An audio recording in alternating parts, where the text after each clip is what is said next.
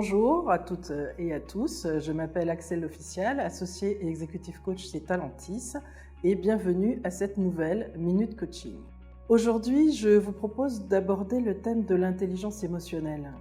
Pourquoi je vous propose ce thème-là? C'est parce que en ce moment, avec les différentes crises, avec les différentes réorganisations, les gens, c'est normal. Ils sont traversés par des moments de peur, de tristesse, de colère. Voilà, les émotions, elles font partie de notre vie. C'est normal, mais la question, c'est comment est-ce qu'elles viennent influencer notre comportement au travail. L'intelligence émotionnelle, c'est pas nier les émotions. C'est pas gérer les émotions comme si on pouvait les mettre dans des cases. Les émotions, elles sont là, elles vivent et c'est normal. Ça fait partie de notre tête, ça fait partie de notre corps, ça fait partie de notre manière d'être. Le sujet avec l'intelligence émotionnelle, c'est comment ne pas être submergé par nos émotions, comment ne pas être dominé par nos émotions. Alors les émotions de base, il y en a 4 qui sont très connues, la joie, la peur, la tristesse et la colère. Et on rajoute quelquefois 2 autres qui sont la surprise et le dégoût. Ces émotions-là, la première dimension de l'intelligence émotionnelle, c'est déjà d'en être conscient. En être conscient parce que à partir du moment où on ressent ces émotions, elles vont impacter notre façon d'être en lien avec les autres. Je ne vais pas réagir de la même façon selon que je suis en colère ou que je suis en joie quand on m'annonce une nouvelle éventuellement difficile. Donc la perception de notre émotion, c'est la première dimension de l'intelligence émotionnelle. La deuxième dimension de l'intelligence émotionnelle, c'est l'expression des émotions. Être capable d'en parler, être capable de dire aujourd'hui, je suis dans tel état d'esprit, donc je suis hyper efficace ou au contraire je suis fatiguée et du coup j'ai besoin de pouvoir me concentrer pour travailler de manière optimale. C'est tout simple quelquefois, voilà. Dire je suis content aussi, exprimer la joie, c'est aussi l'expression de l'intelligence émotionnelle. Donc être capable de parler de ces différentes émotions qui nous traversent, la joie, la peur, la tristesse, la colère, la surprise. Ça, c'est la deuxième dimension de l'intelligence émotionnelle, l'expression émotionnelle.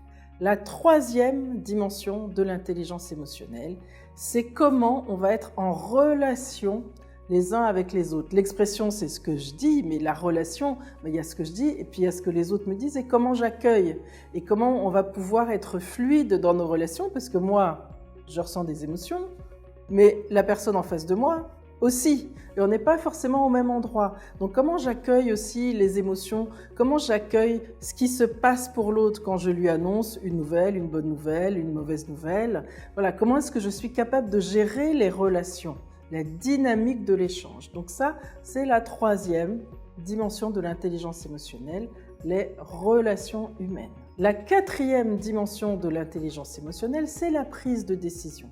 Selon que je suis capable d'aller voir plusieurs personnes, d'écouter ce que les gens me disent, de dire aussi mes doutes, mes questionnements, etc., ça va favoriser la collecte de bonnes informations.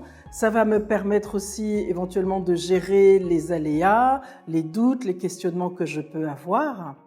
Et ça va faciliter in fine la prise de décision.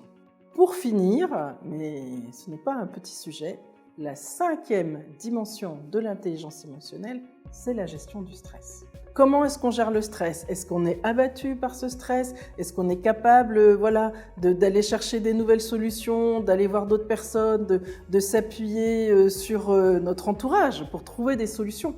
Tout ça, ça fait partie de l'intelligence émotionnelle. Et la bonne nouvelle, je vous ai gardé la bonne nouvelle pour la fin, c'est que l'intelligence émotionnelle se développe.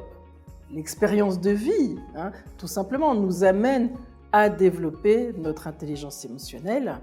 Et ce qui est intéressant aussi, c'est que pour la développer, on va aller repérer nos forces et on va s'appuyer sur nos forces et on va créer un cercle vertueux où en s'appuyant sur nos forces, on arrive à développer notre intelligence émotionnelle. Voilà, c'est un vaste sujet, je pourrais en parler pendant 1 heure de coaching et non pas pendant 1 minute coaching. Donc je vais m'arrêter là pour cette fois-ci et la suite au prochain épisode.